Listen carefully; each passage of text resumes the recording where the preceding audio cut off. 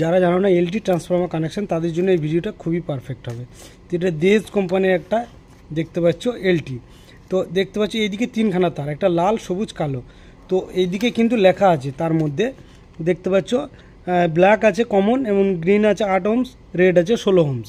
আর এইদিকে আছে সাদাটা কমন এবং বাকিগুলো দেখতে পাচ্ছ 10 ওয়াট, 20 ওয়াট, 30 ওয়াট, 40 ওয়াট। তো এই দিকটায় তুমি এই কমনটা নিলে এবং যে কোনো মানে তোমার ধরো মেশিনের কাছাকাছি হয়তো মাইক লাগাচ্ছ, সেক্ষেত্রে তুমি কম ওয়াটে ইউজ করলে, অর্থাৎ এখানে যেমন লেখা আছে দেখো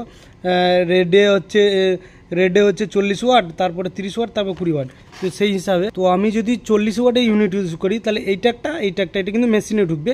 এবং এইদিকে যে দেখতে পাচ্ছ, এদিকে ব্ল্যাকটা হচ্ছে কমন এবং গ্রিন এবং রেড, এই দুটোর মধ্যে যে লেখা আছে দেখতে পাচ্ছ, গ্রিনটা হচ্ছে 8 ohms, রেডটা হচ্ছে 16 ohms। তা তুমি যদি একসাথে দুটো মাইক ইউজ করতে পারো চাও একটা এলটিতে, তাহলে সেক্ষেত্রে কিন্তু তোমার এটা লাগাতে হবে এবং একটা মাইক ইউজ করলে সেখান থেকে